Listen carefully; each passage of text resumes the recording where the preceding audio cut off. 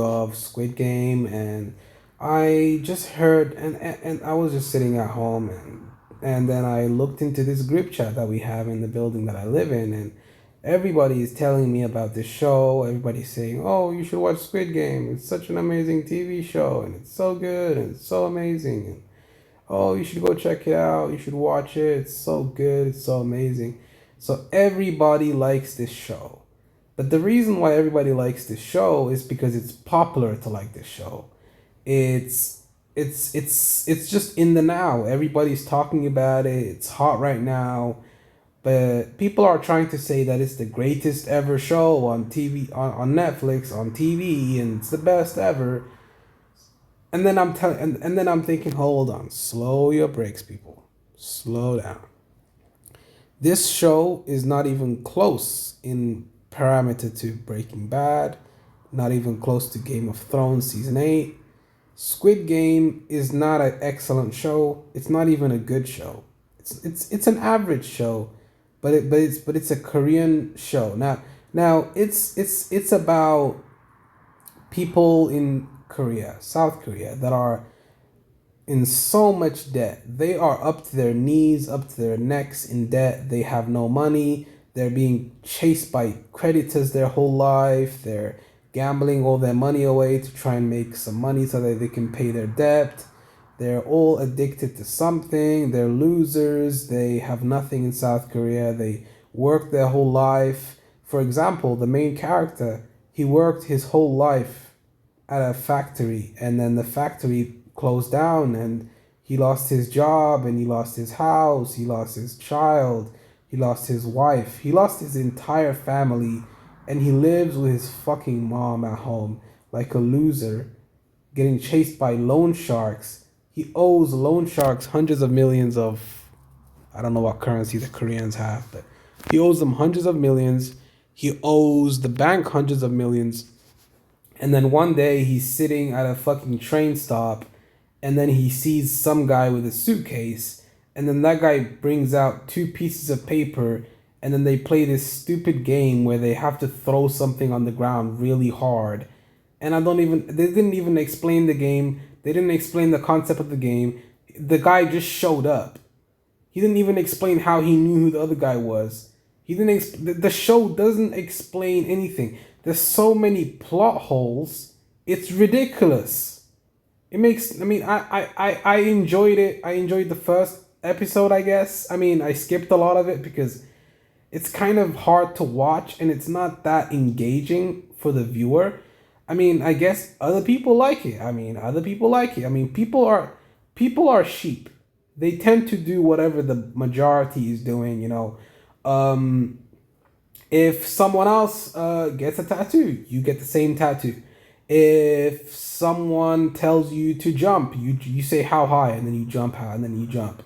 If someone tells you to go eat this meat that you see on the TV that's being advertised, you go and buy it. If you see someone else smoking a cigarette, you'll go and smoke a cigarette. Like, people are sheep, and that's just something that I've realized watching the show. I didn't finish the show. I didn't finish the whole series, so I guess this is not a complete review. But I kind of got a hang of the show. I mean, I'm not gonna watch the whole show because I feel like my time is better spent doing something else other than watching this terrible TV show.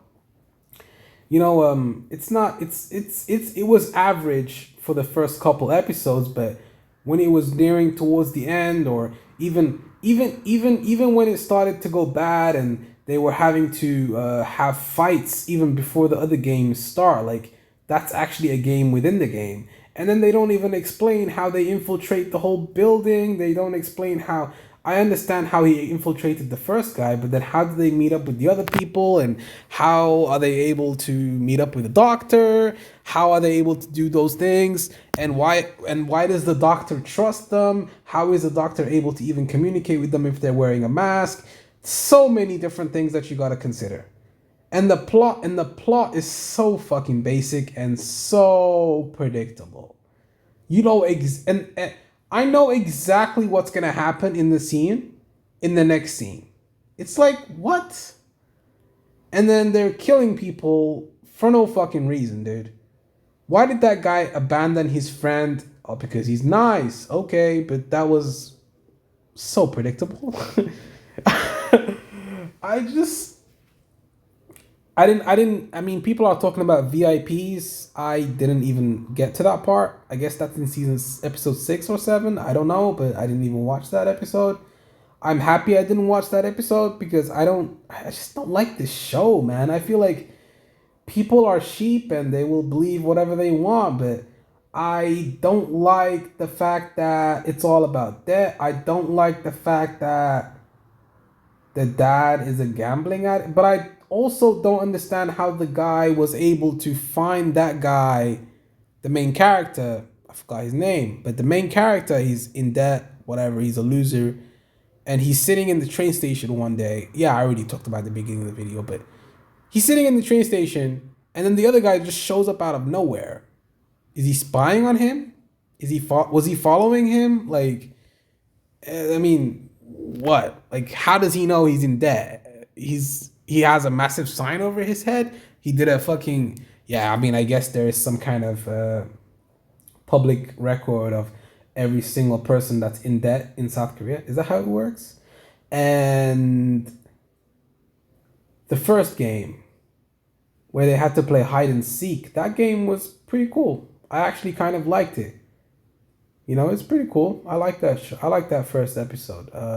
Yeah, they had to stop every time the person. It's like a sensor. So that little doll, if it turns around and sees you move, then you die. You get to move when it's not looking. And if you move a little bit and even an inch, but then that's the thing. How does that work? If you blink, isn't that considered movement as well? Isn't that considered movement too? So you can't blink. The whole thing, the fucking everything about it is just not. It's not well thought out enough for me. You know, too many plot holes. The character development just isn't there for me.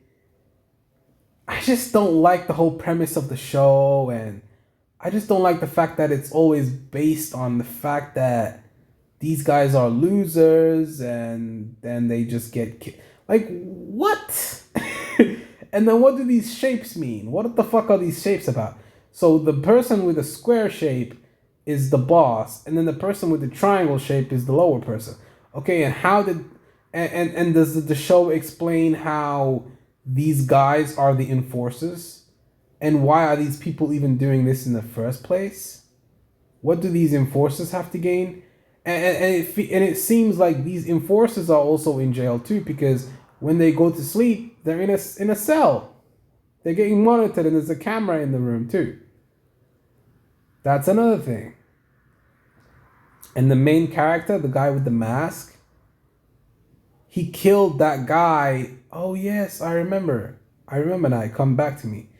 There was this guy that was about to die, and he attacked one of the guards, and he took their gun, and he managed to make them take their mask off. They took it, and then once you take your mask off, he kills you. Why? Why don't you just kill the guy that saw him, and then keep your worker and put him and just make him put his mask back on? Only one person saw his face outside of you guys. I mean, I'm assuming all the workers know each other. Or do they not know each other? I guess they don't. Oh, that's how they are able to maintain confidentiality. Oh, okay, cool. I guess that makes sense in a way, but I just didn't like the show. I guess you guys do like the show. A lot of people like the show, so I'm gonna get a lot of hate for this video, but I just didn't like it. I just didn't enjoy it. I enjoyed parts of it, but but on average, if I combine my whole experience, I would say out of 10, I'd give it a 3 or a 4. Probably a 3.